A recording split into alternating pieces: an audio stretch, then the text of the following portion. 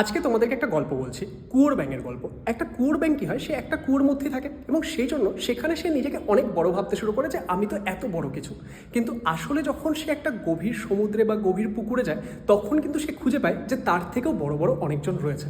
তো এখানে তোমরা যারা যারা WBJEE, জেনপাস ইউজি বা ANM পরীক্ষার জন্য প্রিপারেশন করছো, একটা ইম্পর্টেন্ট কথা বলি। তোমরা হয়তো বিভিন্ন জায়গা থেকে প্রিপারেশন করছো, যেরকম লেটস ইমপ্রুভের ইউটিউব চ্যানেল বা লেটস ইমপ্রুভের পেইড ব্যাচেস থেকে অনেকেই পড়ছো। তো এই মুহূর্তে যখন তোমরা ক্লাস করছো, তোমাদের সঙ্গে যে স্টুডেন্টরা থাকছে তাদের মধ্যে হয়তো তোমরা দারুণ পারফর্ম করছো, কিন্তু এই দারুণ পারফরমেন্সটাতে সেখানে কি লিমিটেড সংখ্যক স্টুডেন্ট থাকছে।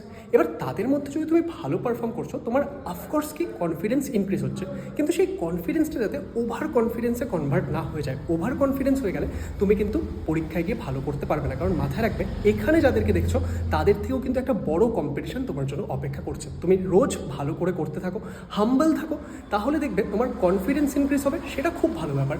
এবং মাথায় রাখবে, লড়াইটা নিজের সঙ্গে নিজের। যেরকম এই মুহূর্তে আমি জিমে এসেছি, তো এখানে আর কেউ নেই, আমি একাই আছি। এবার আমি যদি এখানে ভাবি যে ওয়াহ আমি কি বডি বানিয়ে নিয়েছি, ঠিক আছে আমি তো সব থেকে বেশি ফিট, তাহলে কিন্তু আমি কোনোদিনও আর আলটিমেটলি ফিট হতে পারবো না। তাহলে মাথায় রাখবে, লড়াইটা নিজের সঙ্গে নিজের। তোমাকে জাস্ট একটা গভর্নমেন্ট সিট কনফার্ম করতে হবে। তাই জন্য সবাই ভালো করে মন দিয়ে প্রিপারেশন করতে থাকো, হাম্বল থাকো, নিজের কনফিডেন্স ইনক্রিজ করাতে কাজ করো, কিন্তু সেটা যাতে ওভার কনফিডেন্স না হয়ে যায়। আই হোপ যে এই বিষয়টা তোমাদের এক্সাম প্রিপারেশনে হেল্প করবে। ভিডিওটি ভালো লাগলে সেটাকে লাইক করে দিও, যাতে বাকিরাও এই নলেজটা গেইন করতে পারে। All the best.